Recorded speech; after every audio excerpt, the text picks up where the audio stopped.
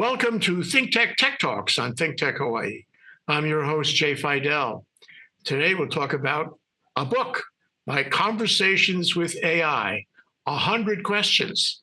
Tadia Rice, a certified information security specialist, committed to AI and AI awareness, brings clarity for AI to all ages. So our guest for the show, happily, is Tadia Rice of the Rice Consulting Group. Welcome to the show, Tadia. Mahalo, Jay. Thank you so much for having me. It's a joy to talk with you. Well, we see and hear about AI from every direction all around the world in the media, in all the consumer tech products we look at. And we get the impression it's really important. It's changing the world. And every day it will increasingly change the world. So we have to know and understand what it is to deal with it. We have to read up on it. We have to read books, including your book, which is very important. So let's talk about your book. What's in your book? Why did you write your book? What audience do you expect will take a look at your book, and how will it help? I hope that everybody will take a look at the book because it's really written for everybody. It is a book that is non-tech in many ways. It's a comprehensive exploration of artificial intelligence, of AI, the word that has permeated our society, for those who have a deep sense of curiosity. I have been a curious individual all my life, and that's what led me to go down the rabbit hole of artificial intelligence. Once I learned how the internet worked, which bothered me for many years, and I did it by going back to school. And that's when I became an information security individual. Before that, I really hadn't thought about things. My career was going in other directions. But I then fell into the fascinating rabbit hole of the fascinating subject, territory, field of AI. I didn't know at the time that it was going to explode on me. And it's been a wonderful explosion. And given that I also am involved with ethics, I really looked at it at first from an ethics perspective. But then the more I thought about it, I said, I have a lot of questions for AI. So I took about 8 platforms and I started asking questions. It was not yet a book. It became a book. So now that I have done that and it's complete, actually, one of my friends told me I've become a renegade warrior for AI literacy for the masses, for the public. And that's true. That is true. I think everyone needs to know. I don't care if you're 12 or if you're 112. You need to know about AI because you're using it whether you know it or not. It's good, bad, and ugly. And there's benefits. And what you want to do is learn how to use AI positively for your benefit and not fall into having it used negatively against you. So you have to know what it is. So AI literacy is what I would say. It's accessible. It's fact-driven. It covers 114 different chapters on 100 different subjects, from tech to religion, to philosophy, to everything that's ever been asked throughout time. So that's what the book is about. I advocate in that book for, as I said, for against biases in AI, which does exist, for ethics in AI, which we need desperately on a global level, and how society is going to adapt to the influence of AI, because it's going to affect everyone in the workplace, in education, as a student, as a homemaker. It doesn't matter where you are, as an elder. If you're using a cell phone, AI will affect you. If you're living in a cave, then good luck, it won't touch you. Wow, that's a mouthful. It's a thought process full, and I have so many questions I would like to ask you. So AI, some people are really afraid of AI, and probably with good cause. For example, in 60 Minutes, just this past weekend, there was a story of this guy who is young. He's like 30 years old, and he has this multi-billion-dollar factory, which is manufacturing weapons using AI, including very sophisticated automated drones and all kinds of fighter planes, and submarines and the like. All of this automated, all of this using AI, and they're all lethal. They're all killers. You say to yourself, gee whiz, this is going to change war. And I believe he is, developing useful for the military weapons that will be lethal and develop AI. So how afraid should we be of that? Because it's going to change conflict. I saw that same 60 Minutes. I was surprised. First of all, I liked how he looked. I said, how is this guy in AI and how did he make billions already? And what is he really doing? Well, I came to like him because fundamentally he was saying he's not for war, but it's a reality we have to face. There are conflicts and we no longer will have hand to hand combat. The days of that kind of warfare are over. So, how does technology now, which is not brand new in war, but is now going to be the way war will be waged. How can technology help us? And he invented these remarkable weapons that will save lives if indeed it comes to that. It will also kill. And that's the reality of war. You live, you die. You choose your side. You're either a soldier or a civilian. Now, what I liked about what he was doing is that he's doing it for the benefit of humanity. He was very realistic about that. And so, should we be afraid of it? No, and maybe. If we're informed, if we understand it, if we know how it works and we know how to use it for our benefit, then no, you don't need to be afraid of it. If it goes down a dark alley like the web did, like internet did, like magazines have, like every media that's ever been invented, then of course it can be misused. And that is exactly where ethics comes in. And that's where governments around the world all have to come together to have a uniform program that monitors, that makes sure that ethics are involved in corporate decision makings about the use of AI, that there is complete transparency and full accountability to the public. Without that, then you're open to a Pandora's box of problems that could occur. So, yes, I like AI. Yes, I use AI. Most people do now, but I've learned how to use it. And I want people, especially our children and our young who are using AI, to use it the right way, to understand what the wrong way is so they don't go down that alley. So, gee, there's just so many questions that come out of that. But let me ask you this, also related to current events. So there was an article about Trump's trip to the Middle East and how during that trip he somehow brokered a deal between NVIDIA and United Arab Emirates, where United Arab Emirates was going to partner with NVIDIA and develop AI. And in the process, NVIDIA would supply the top line AI chips to this partnership. And that means to Emirates in the Middle East. And Emirates was going to pay lots and tons of money for that as a partner in the deal. So my question is, how do you feel about that one?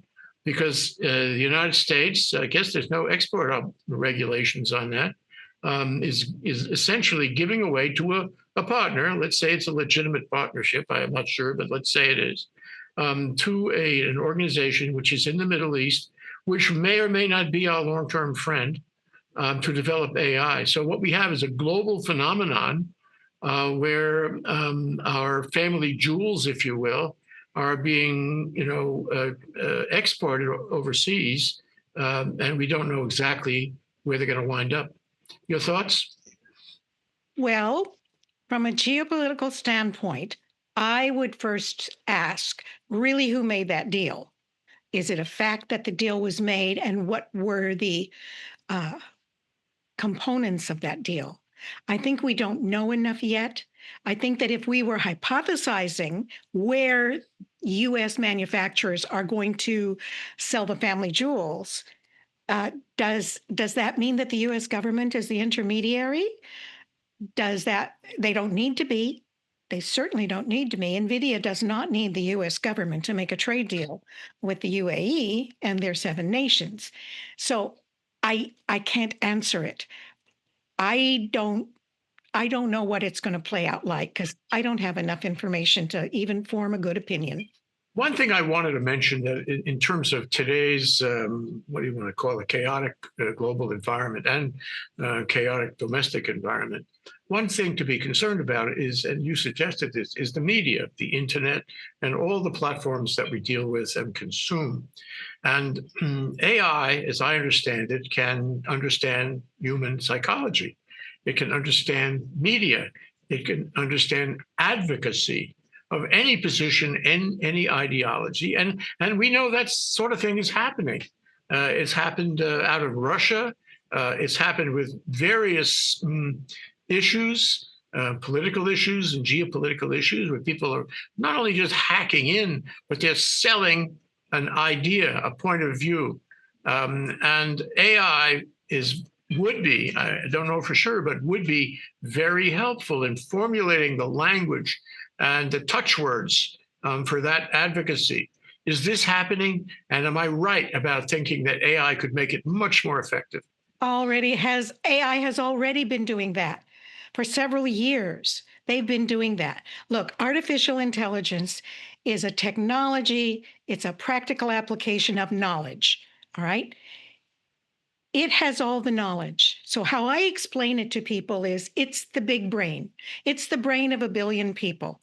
We cannot outsmart AI. AI has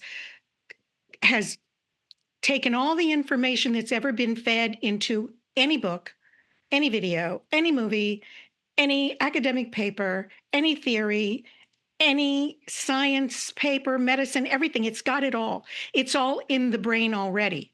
All you need to do is tap it. That's where you have to learn how to prompt correctly. Because in engineering, in medicine, it can out excel. I mean, it just excels over humanity. Um, it can write, it can make video, it can talk, it can clone you, voice and image. It already does these things. You see it all the time. The commercials that you watch, many are AI generated. It's done. So what you need to do is know how to identify if something is AI, and sometimes you can't because it's so good. It's just so very, very good. So it's very hard for any of us to beat the big brain.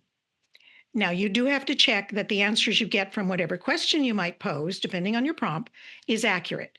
And ChatGPT has a disclosure at the bottom of every interaction that says that AI can be wrong.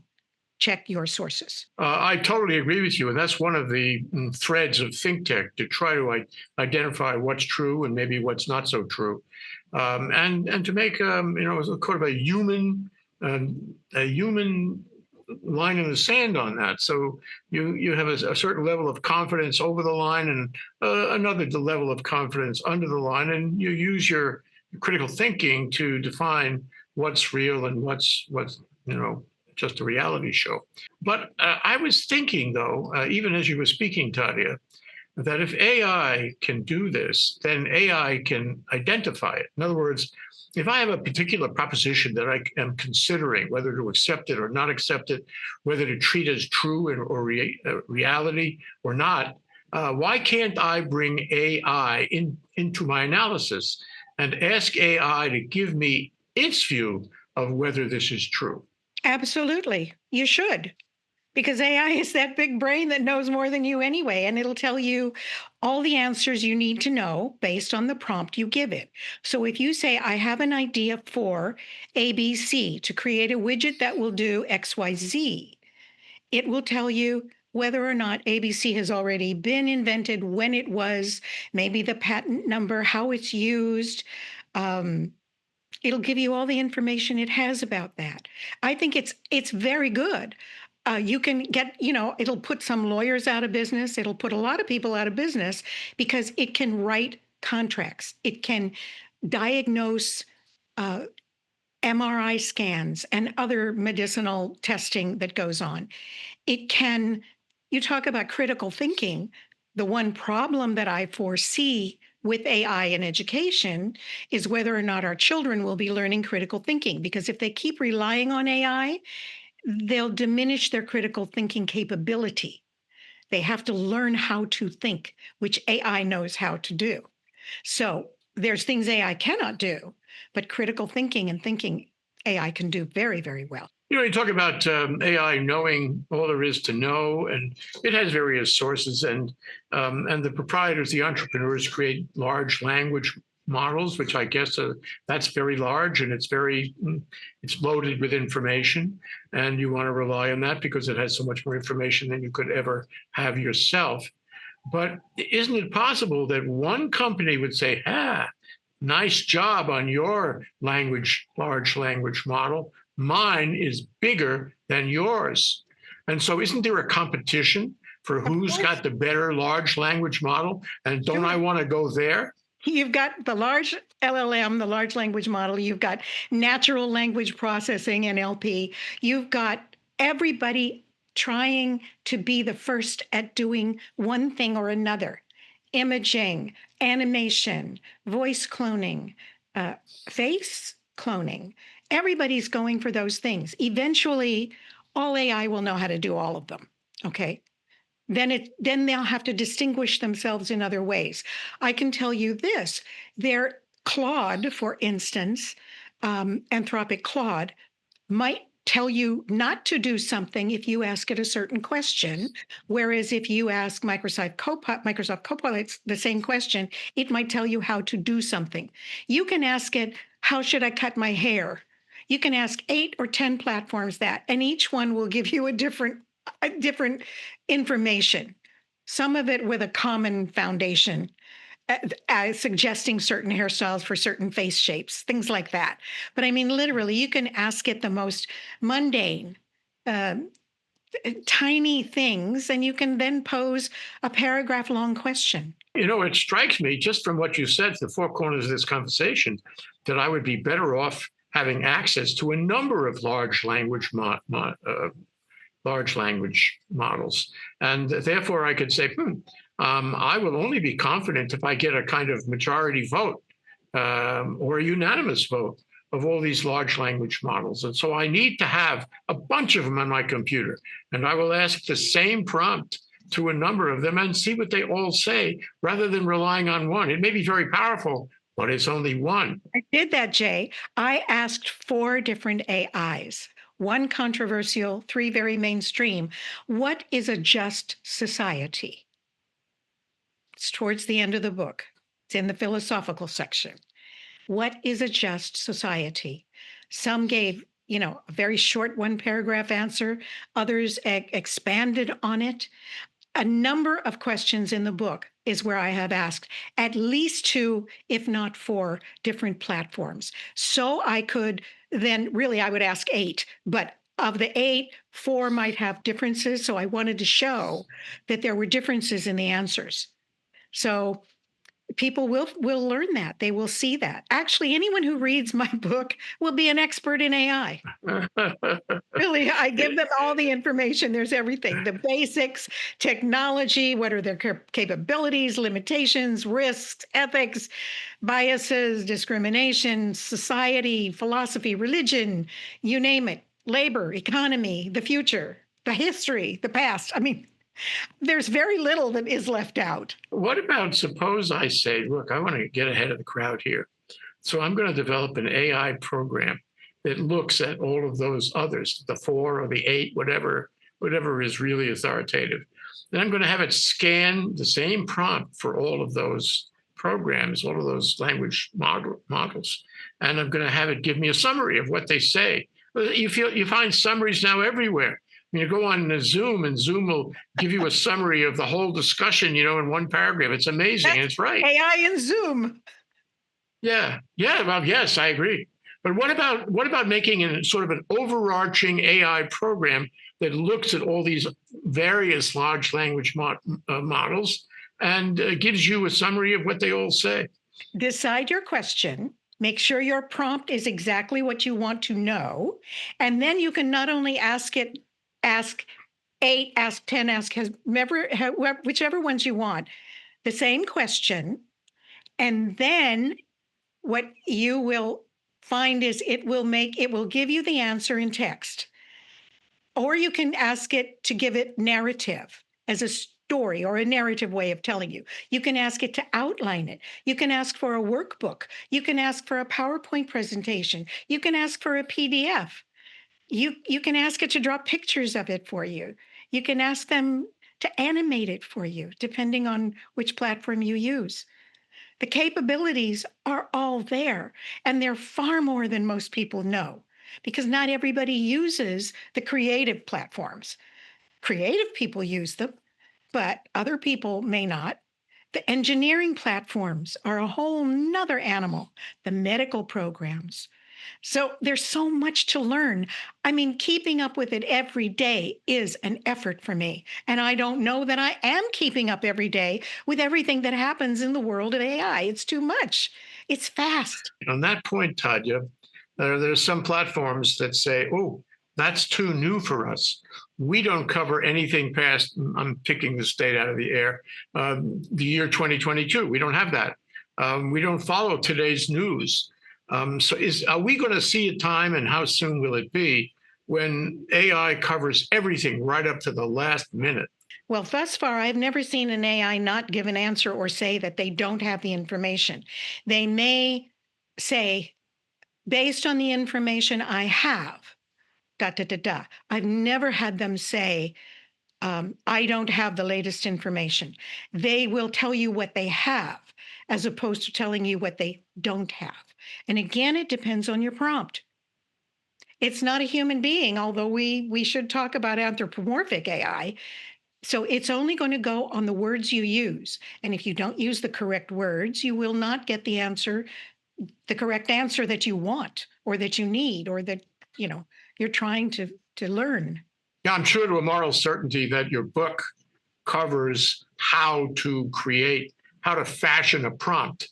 Maybe you could summarize how you should go into that question and how you should organize your prompt. There are so many cheat sheets on Facebook and on the internet about prompting that I would recommend that everybody look for prompts and tools. Let's see. Let me see if I can find you some prompts. I guess it depends on your question. But if you wanted a deep seek prompt, which I have in front of me, you want to sell a property or you want to sell a motorcycle. So you have to give the description of that property or motorcycle to the AI. And then you're going to say, how can I offer this for sale in Detroit, Michigan in winter? And it will give you an answer very specific to your question. There's prompts for education, there's prompts for writers. If you're writing and you want to have it proofread your document, you just put in there, please proofread, and then all of your text.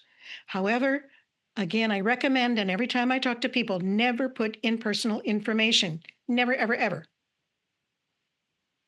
Because it's going to go global. Bingo. You got it. It's going global, and you don't want to divulge personal information. If you invent something, if you write something, don't put your title in there. Don't put your name. Don't put a patent number. Don't put a copyright number. Don't give away your intellectual property, because people do it all the time, and it goes into that big brain. And now that big brain is going to filter it, and it's going to come down the large language model and natural language processing, and it's going to spit it out to somebody. So protect your intellectual property. But Tadia, I use Mid-Journey for graphics. Good. And truly an amazing program. It's called Mid-Journey AI. Yes, I talk about the latest. Oh, I love it. I love that. Have you used Poe? No. POE.com. I recommend Poe to everyone. I have a lot of, in the book, I not only have the 100 questions, but half of the book probably has pictures in it, images that I have had created by Poe, Midjourney, Canva, Copilot, you name it.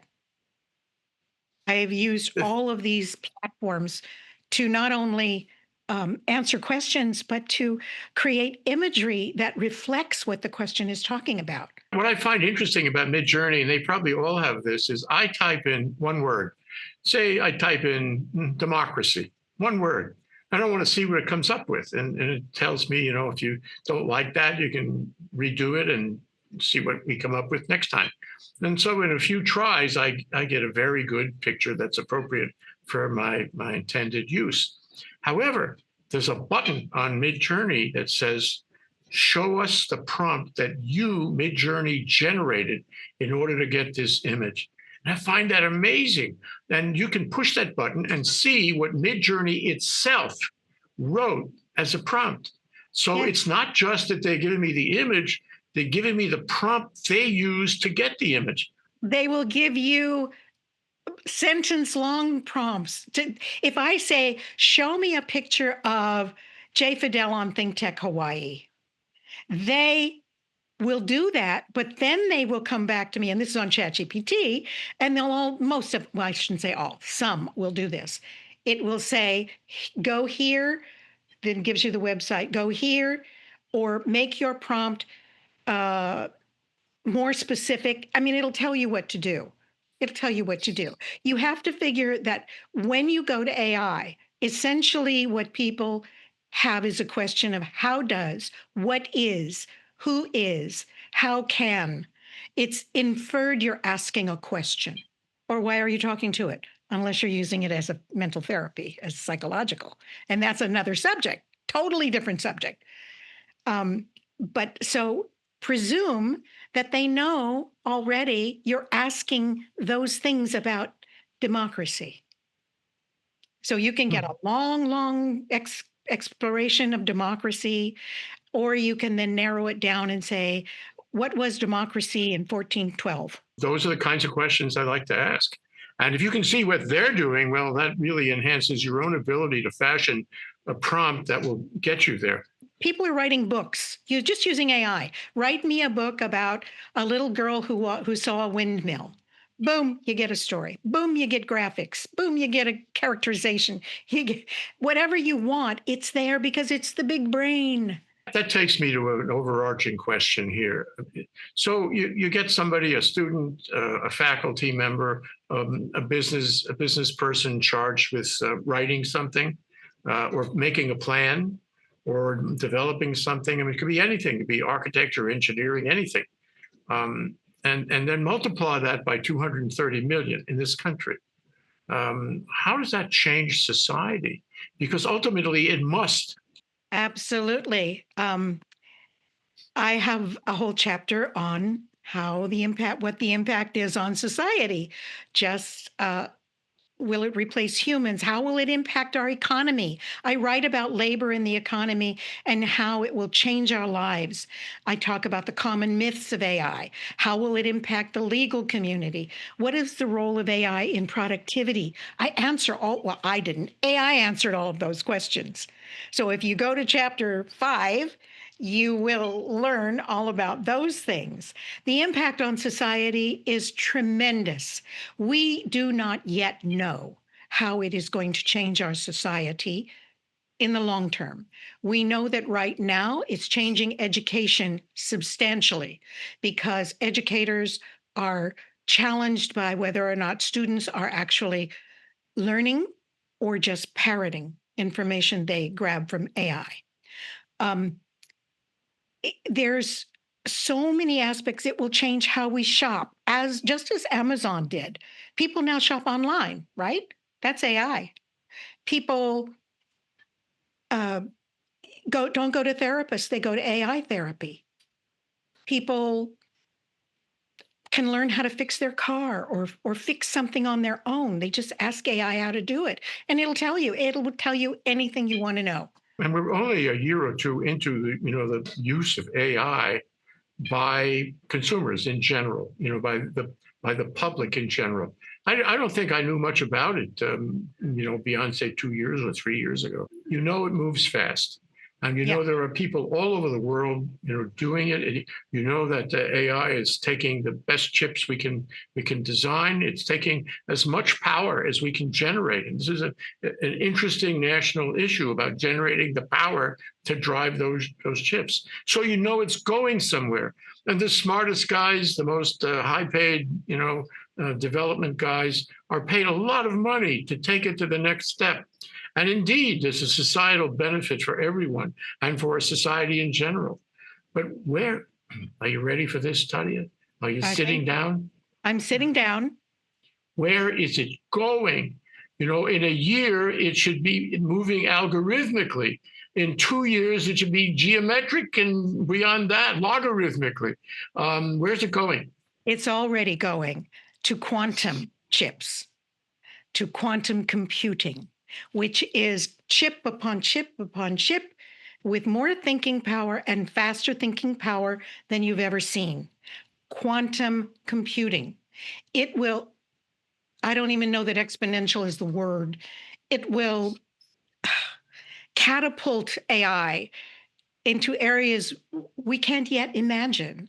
It's being developed, it's working to some degree, it's for developers. It's absolutely fascinating, which then leads to how smart can quantum computing be? Can it ever achieve consciousness? What will it do? Where will it go? Will we have interstellar robots at some point? I mean, all of this is very possible and very real and could happen. We can use our imagination. Are you an AI image? Are you an AI agent? Are you are you a large language model? How do I know that you're an ordinary flesh and blood person, Tadia? I'm real. I'm real. Really, I'm real. Um, However, on the back cover of my book, I made an AI me.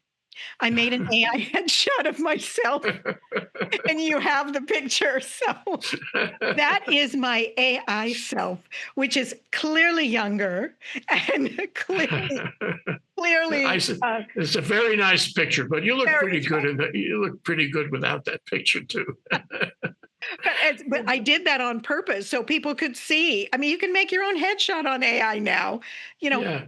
So many people are going to just lose their jobs and their income. So then what do? That's a skill gap. Now I talk about skill gaps in the book too. That's a big one. Anything that can be automated will be automated.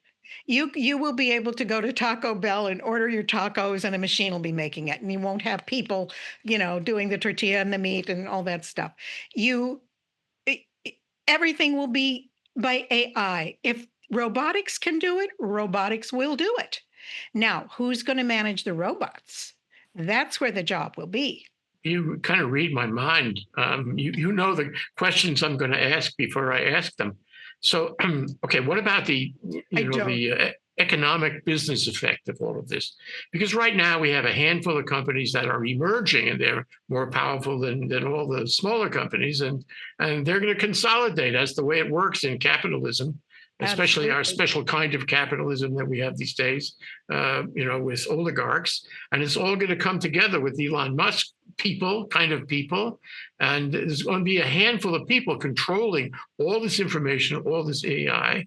Does that make it move faster? Is that good for us? Not so good for us? What kind of government regulation should we have? I'm not saying we will have it. What should we have is a normative matter. And where is this taking us? Because it's so attractive, ultimately so profitable, that we really need to look down the road and figure out what are the milestones. I can tell you this. The IMF is predicting that 40% of jobs around the world will be replaced. 40%. Now, I also studied, besides the IMF, I studied what other economic pundits are saying will happen. We'll be having inflation because the economy will shift. Our economy will change. The impact on labor and economy is going to be humongous. And people need to get to know AI now and get to understand what to do with AI and how strategies will work for them to be competitive in the marketplace. That's it. So if you can go into AI, research, development, or education, that's what you want to do, because there will be disparities. Automation is going to affect anyone and everyone, even data entry. Any data-driven task that's repetitive will be replaced by AI, which will make it more productive and more efficient. That's for sure. You mentioned earlier that the law itself may be replaced by AI. And I have been thinking about that for my entire career. I've been thinking about a little black box, maybe 6 inches by 6 inches, that sits on top of the Rocky Mountains somewhere. And you can ask it any question, any conflict, any contention, any lawsuit, and you put them in the box, and out comes the answer. And it's fair and it's based on human experience with human sensibilities and human ethics. And you don't need a legal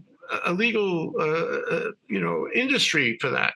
And I Well, guess the question I put to you is, what about 2001: A Space Odyssey? A Space Odyssey. I can't do that for you, Hal. Will the box be able to say no? Well, now you're going into consciousness, into AI consciousness and robotic consciousness.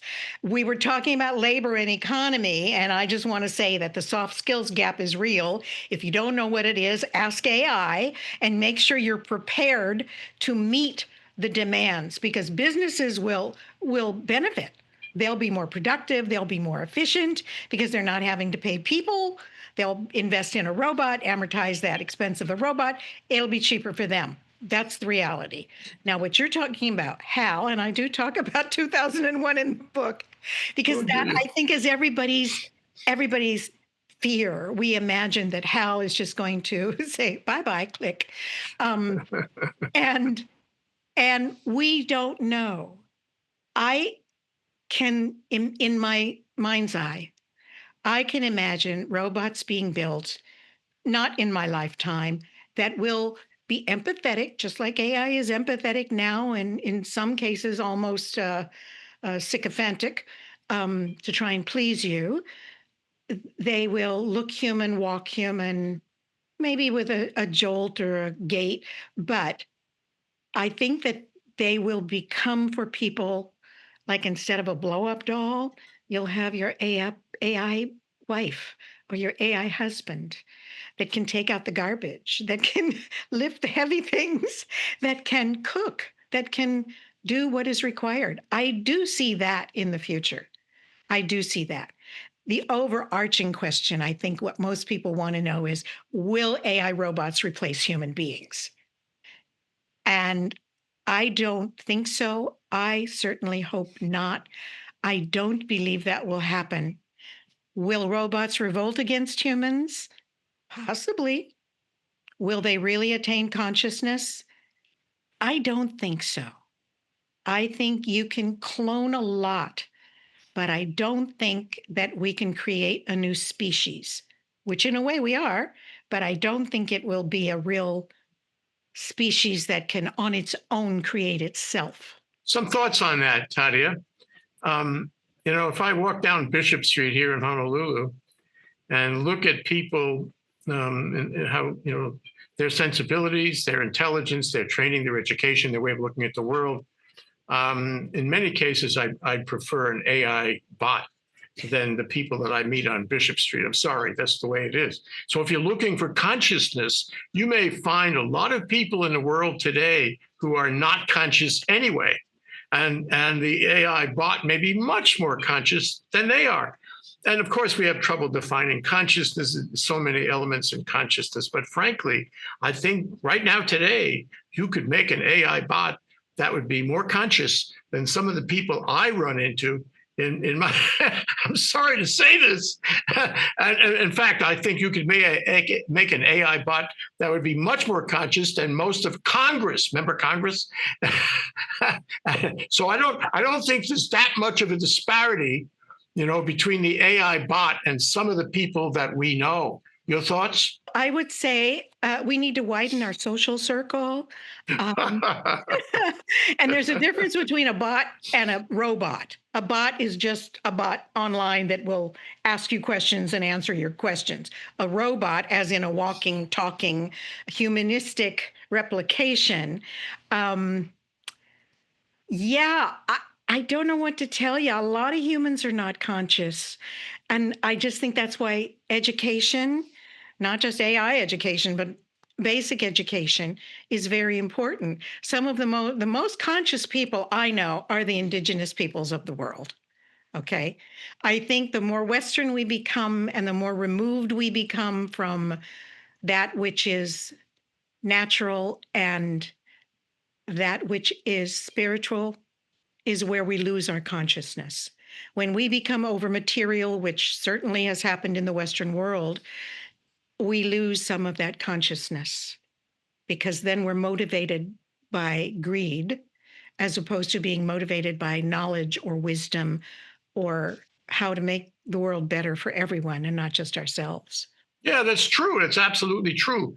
But I offer you the possibility of an AI bot or robot that doesn't have greed, that doesn't have negative emotions. Does the human condition need those things? At the same time, can't we train it to love? Can't we train it to be kind and sensitive and responsive? It seems to me that we're not that far from creating a kind of ideal human that doesn't have all the negative implications of a biological human. Answer? Yes, that could probably happen. Yes. Um, but I think love cannot be quantified in a robot. That's just my feelings. And I thought a lot about this, especially because of AI and education. You have a little child. Are you going to let a robot nanny take care of your child? And when that child falls and cuts its knee and is bleeding or crying, the human instinct is for other humans. We are hardwired for human socialization. And I don't think robots can ever duplicate that. Now, it can come close to being a good talking partner. It can come close to be a good listener and a good feedback giver, but I don't believe it will ever love. And there's a difference between love and loyalty. Loyalty is not love. Oh, yes, we know that from today's current events. So you have to really then think about what is consciousness, because consciousness, a component of consciousness is love, is emotions. And I don't think robots will ever possess emotions. They don't have a life experience that is natural or human. They will have a life experience as a robot, but they will never be a baby robot. They will never be a pregnant robot. Well, who knows? Maybe they will, but I don't think so. They won't be on an elderly robot losing facilities and know it. And that's where the consciousness piece kicks in. That's where the love piece kicks in. That's where what is being human. And I ask that in the book. I talk about this in the book. What is consciousness? What is love? How deep can an algorithm really develop to make something that's technological into a human? Technology is not a human. And we have to remember that. You know, one of the things that's happening these days is federal grants for research are being terminated. I know. And, you wonder what the implication is long term if you put all these scientists and creative people out of work. So they're not doing it anymore. And you wonder if AI could step in on that. So this is a related question. Could AI be as creative as a brilliant scientist? And my presumptive answer is yes. What's your answer? I think it can probably outthink a brilliant scientist, and it has. And the thing is, we can now, and we have to look to South Korea, because South Korea has taken AI into medicine and research and science, where we now will be so far behind the eight ball. But South Korea is already doing things we have not even begun. South Korea is already modifying cancer cells and making them healthy again. They've proven it in mice. Next will be humans. South Korea has done so much. Asia, China, Japan, they have all done so much. They're leaping forward while we're leaping backwards. Hopefully that will not continue. Hopefully America will become truly what its people want it to be, which is not to go back to 1950. I don't believe that robots are ever going to rule the earth. There's books written about that. I don't believe that, although AI can tell you the meaning of life, I don't think AI knows the meaning of life, of its life, other than being a tool and a resource and a service provider to the human race. Clearly, from the four corners of this discussion, AI is global and will continue to be global because everyone in the world, everyone who has the slightest amount of ambition, everyone who has the slightest amount of training knows that AI is in the future of the species. And so my question to you is, it's important that the U.S. keep up with this, but you look across the oceans in both directions and you find there's a lot of people keeping up with it. There's a lot of people learning perhaps as much or more as the people in the U.S. in AI. Where do you see the future of the U.S. initiative on AI, as opposed to other places in the world, China, South Korea, Europe, who knows where? And how does the U.S. maintain some kind of hegemony in maintaining its leadership role?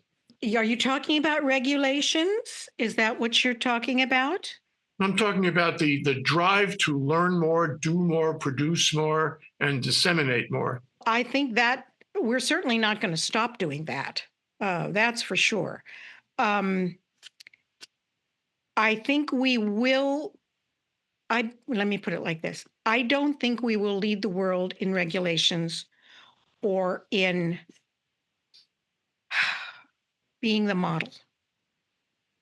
I think that the UK has already claimed that. I think that Japan is doing much more than we have.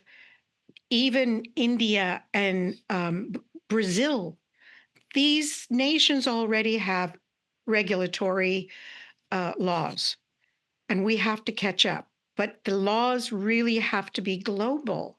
Since we don't have an international court, really, or an international tribunal, which I hope one day we will have, we don't really have international law as much as people say the words. It really doesn't function unless it's in a heinous genocidal situation with The Hague. But in terms of regulating AI, that's a big enchilada full of ethics questions. It's all about ethics in AI. It's regulation. And until everyone gets on board with agreeing that ethics are the same everywhere, it's not going to happen. Last question, Tadia. I hate to come to the end of it, because I find you completely faithful to your notion of answering every question. You do answer every question. I really appreciate that. Not everybody can do that. My last question to you is this. So here I am, here we are, ThinkTech, and we, by definition of what we do, we have to have a fair amount of technology. Last time I counted the number of consumer and technological software programs that we use, it was something like 80 for a little company, a little nonprofit like us. And they're all telling us now that they have AI and that they're better than they used to be, arguably more expensive too. Than they used to be. And I mean, I see that as a trend. Everybody's going to try to sell the fact that they have AI somewhere in their functionality, and therefore they're entitled to a more luxurious subscription cost. But query, how do I tell whether that's real or not? How do I tell whether they really have AI or don't have AI? Is it really helping me, or is it just a sales gimmick? And that goes to the ultimate question of what should I have in my mind going forward about how I identify AI products, how I bring them into my daily life and business. You're already using AI. You have a phone, you have a computer, you have an iPad, you have AI is in everything. I mean, you're already using it. Do you need to know whether or not your refrigerator has a computer chip that is telling the manufacturer how many times you open and close your refrigerator and for how long the duration is? Do you really need to know that your microwave is feeding back the same information to that manufacturer, or that your TV has a chip in it? That's all manufacturers are using AI in manufacturing. Now, if you're talking about AI deepfakes, that's another issue. You have to be very careful. Sometimes, if you look at me now and I'm real and I'm on camera, you can see flaws in my skin. You can see fine things in my necklace. You can see detail. Sometimes AI doesn't have detail.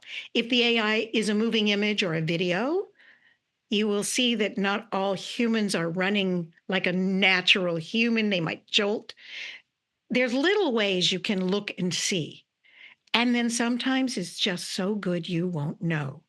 So the question is, do you really need to know every time AI is being used? Because it's everywhere. It's permeated everything. I can tell you that right now.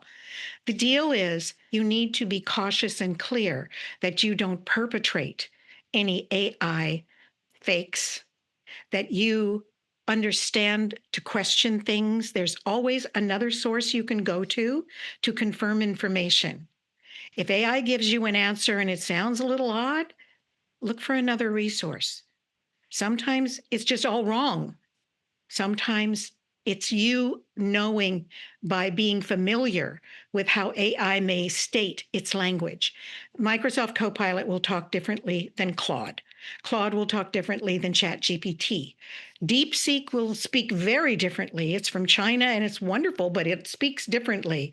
And Grok, please, nobody use Grok. Please. I don't say that because it's Elon Musk's AI platform.